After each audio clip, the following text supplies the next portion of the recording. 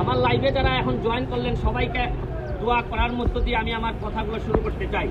আজকে আমি প্রথমেই ধন্যবাদ জানাইতে চাই ক্যাপ ফাউন্ডেশনকে। দ্বিতীয় দিনের মতো ওনারা আরও প্রায় 100 জন মানুষকে এই দ্রব্যাদি খাদ্য সামগ্রী দিচ্ছেন।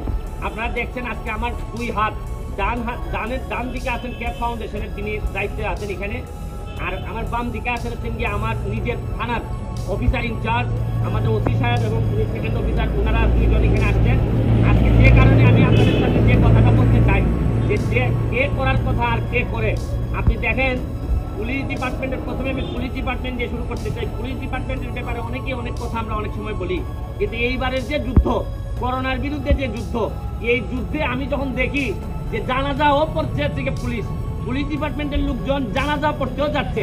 পুলিশ ডিপার্টমেন্টের লোকজনের বেশিরভাগ লোকের এই ধরনের প্রোটেকশন ইকুইপমেন্টও নাই, তারপর মুখের মধ্যে মানে মাস্ক লাগিয়ে ওনারা যে ধরনের ভূমিকা পালন করতেছেন, আমি প্রথমেই ধন্যবাদ জানাই আমাদের আইজিপি মহোদয়কে, আমি ধন্যবাদ জানাই ডিএমপিতে যারা আছেন, আমি ধন্যবাদ জানাই প্রতিটা পুলিশ সদস্যকে যারা জীবনের পরোয়া না করে, যেখানে বিভিন্ন ক্ষেত্রে অনেক ক্ষেত্রে যারা ফ্রন্ট লাইন সোলজার হওয়ার কথা, যে ডাক্তার সাহেবরা হওয়ার কথা, বিভিন্ন সময় অভিযোগ উঠছে যে ডাক্তার সাহেবরা রোগীদেরকে দেখে পলাই যাচ্ছেন।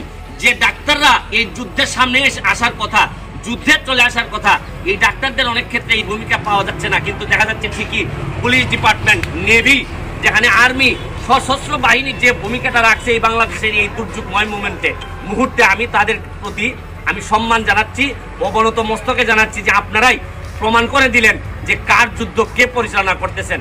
আমি আবারও তাদেরকে ধন্যবাদ জানাচ্ছি। এই পর্যায়ে আমি শুধু আমাদের ওসি সাহেবরে একটা কথা জিজ্ঞেস করতে চাই। আমি পুজো থেকে আপনি ওসি সাহেব আপনাকে একটা জিজ্ঞেস করতে চাই যে আপনারা যে এইরকম লাশ দাফন থেকে শুরু করে এই ত্রাণ সামগ্রী বিতরণ থেকে শুরু করে, আগে দেখা গেছে যে সবসময় ডিসি অফিসের লোকজন করছে, এইবার দেখা যায় ডিসি অফিসের সাথে আপনারাও বিভিন্ন জায়গায় এই টান, কিসের টানে আপনারা এই ডিপার্টমেন্টে একটা ডিসিপ্লিন ফোর্স, এইটা কিসের টানে আপনারা এই কাজটা করতেছেন? মূল বিষয় হলো দেশপ্রেম। আসলে আমরা যখন ট্রেনিং করে এসেছি তখনই আমাদের মূল টার্গেট ছিল দেশপ্রেম করা। দেশপ্রেমের দুর্যোগে যে কোনো মুহূর্তে নিজের জীবনকে বাজি রেখে কাজ করে যাওয়া, সেই নির্দেশনাই ছিল আমাদের মূল নির্দেশনা।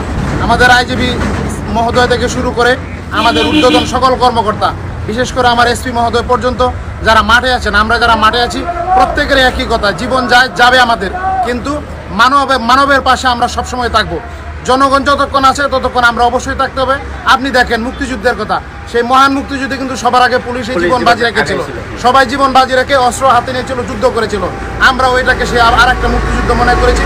সেই দুর্যোগে নিজের জীবনকে বাজি রেখে আমরাও এবার যুদ্ধ চালিয়ে যেতে চাই।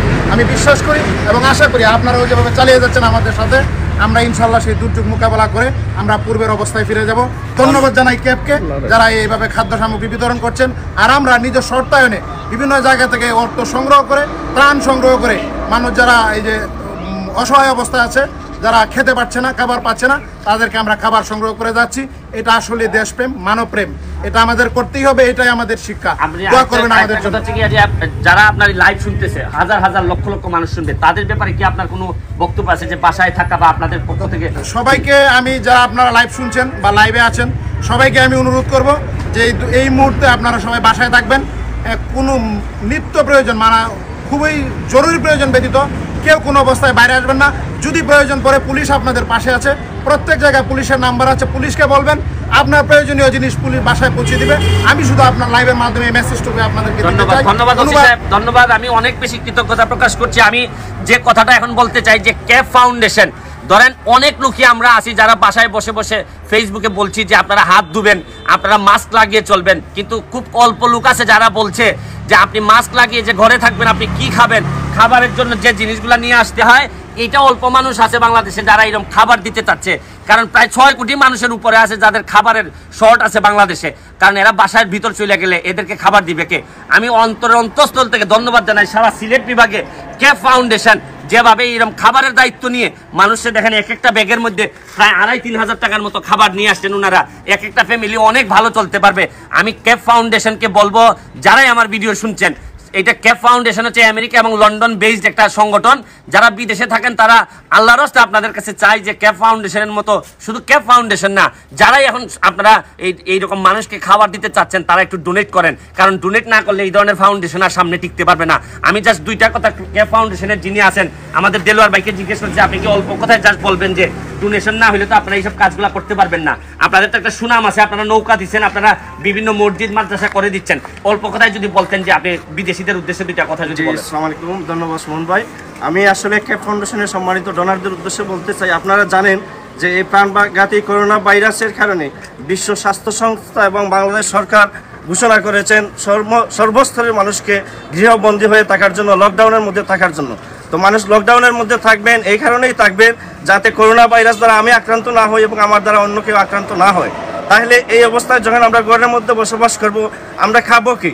আমাদের যে এই নিম্ন মধ্যবিত্ত ফ্যামিলিগুলো আছে তারা কি খাবেন?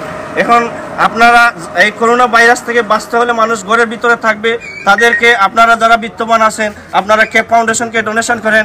আমরা বলবো, আমরা অনুরোধ করব আপনাদের কাছে যে আপনারা সবসময় ক্যাপ ফাউন্ডেশনকে ডোনেশন করেন। এই মহামারীতে, এই দুর্যোগের সময় আপনারা এগিয়ে আসেন। আপনারা যারা আল্লাহ আপনাদেরকে সামর্থ্য দিয়েছেন, আপনারা মানুষের পাশে, মানবতার পাশে এসে দাঁড়ান, যাতে মানুষ গৃহবন্দী থাকতে পারে, দুমেলা খায়ে থাকতে পারে এবং প্রাণঘাতী করোনা ভাইরাস থেকে মুক্ত থাকতে পারে। আমি লাইভটা শেষ করার আগে শুধু একটা কথা বলতে চাই, যারা বিদেশে আছেন বা যারা দেশে আছেন, কেউই তো এখন আর নিশ্চিত করে বলতে পারে না যে করোনা ভাইরাস আমাকে আক্রমণ করবে নাকি আপনাকে আক্রমণ করবে। আমার নিজের ফ্যামিলি লকডাউনে নিউ ইয়র্কে এমনভাবে আটকে আছে, জানি না যে আমাদের কি হবে। তবে তাদেরকে বলতে চাই যে আমার গাড়ি ছিল, আমি গাড়িটা পর্যন্ত হাসপাতালে দিয়ে দিছি। যদি বেঁচে না থাকেন তাহলে গাড়ি বাড়ি কোনো কিছুই কাজ দিবে না। টাকা যা জমাইছেন এই টাকা নেয়ার মতো উত্তরাধিকারও খুঁজে পাবেন না। আমি অনুরোধ জানাচ্ছি যে যেভাবে যে পুলিশ ডিপার্টমেন্ট, যাদেরকে বিভিন্ন সময় আমরা বিভিন্ন কিছু বলছি, আজকে যে প্রমাণ ওনারা ফোর্স হিসাবে, ডিসিপ্লিন ফোর্স হিসাবে যারা যে ভূমিকা ওনারা রেখেছেন, এই ভূমিকা পুলিশ সহ ডিফেন্স ফোর্সের যারা যারা আছেন তাদের প্রতি, পুরা দেশবাসীর প্রতি আমি বলছি যে সম্মান দেখানোর মতো কাজ করছেন তারা। আমি আরও যারা প্রফেশনাল আছেন, বিশেষ করে আমি যারা বিভিন্ন জায়গায় চাকরি করতেছেন তাদেরকে বলবো, পারেন তো 1 মাসের বেতন ডোনেট করেন। আপনারা জানেন পুলিশ ডিপার্টমেন্টের এসআই থেকে শুরু করে কনস্টেবল থেকে শুরু করে সবাই বিভিন্ন রূপের বিভিন্ন 2 দিন 3 দিন করে তারা তাদের চাকরির টাকা, বেতনের টাকা দিচ্ছেন। তো পুলিশ ডিপার্টমেন্ট যদি আগায় আসতে পারে, তা আমি জজ, ব্যারিস্টার, আমরা ডাক্তার, আরও যারা যারা আছি, আমরা পারি না আগাই থাকতে। আমি ডাক্তারদের উদ্দেশ্যে বলবো, অনেকে বলতে পারেন যে পিপিই আপনারা পান নাই, আমি বলবো জীবনে তো অনেক টাকা সুযোগ আছে ইনকাম করার, জীবনে হয়তো আরো করবেনও। আপনারা চাইলে সরকারের দিকে তাকাই থাকবেন কেন? নিজেরাও কিনে নিতে পারেন। কিনে এই যুদ্ধে চলেন আমরা সবাই একসাথে একত্রিতভাবে আমরা এই যুদ্ধ করি। আরে বিশ্ব যখন এক হয়ে গেছে তো আমরা আলাদাভাবে থাকবো কেন? মনে রাখেন এই যুদ্ধ, এটা ডিজিটাল বাংলাদেশের যুদ্ধ। এই যুদ্ধে কারা কি করছেন সবারই মনে থাকবে। এবং এই করোনাকে যদি আমরা ফেস করতে পারি, কাদের কি ভূমিকা ছিল, এইটা ভবিষ্যৎ জেনারেশন এবং আমাদের জেনারেশন ভালোভাবে যাচাই বাছাই করেই সম্মানের জায়গা ঠিক করে নিবে। তাই সবাইকে বলবো, চলেন যুদ্ধের ময়দানে একত্রিত হই। আবারও ধন্যবাদ জানাচ্ছি আমাদের ওসি সাহেবকে এবং ক্যাপ ফাউন্ডেশনকে ধন্যবাদ জানিয়ে আজকের মতো বিদায় নিচ্ছি। প্রতিদিনই বিভিন্নভাবে চেষ্টা করব, যে যার জায়গা থেকে চলেন আমরা ঝাঁপাই পড়ি। অল্প হইলেও দেন। আমি যখন ফেসবুক খুলি, যখন দেখি ছোট্ট ছোট্ট বাচ্চারাও দেখি বিভিন্ন জায়গায় বের হয়ে, অল্প অল্প ইয়াং মেয়েরাও যখন দেখি বিভিন্ন জায়গা থেকে ফান্ড নিয়ে এই যে 3টা-4টা ফ্যামিলিকেও দিচ্ছে, তখন ভালো লাগে। মনে হয় যে এইটাই মুক্তিযুদ্ধ, এইটাই দেশপ্রেম। আর বড় বড় বক্তব্যবাজি করা আর গিফট না দেওয়া, মানুষকে ত্রাণ না দেওয়া, এগুলোর দেশপ্রেম বলে না। দেশপ্রেমের সময় আসছে, অ্যান্ড রিয়েলিটি চেক, মুখের কথায় না, কাজ দিয়ে প্রমাণ করতে হবে বাংলাদেশে বাঁচাইতে চাই আমরা। ভালো থাকবেন, সুস্থ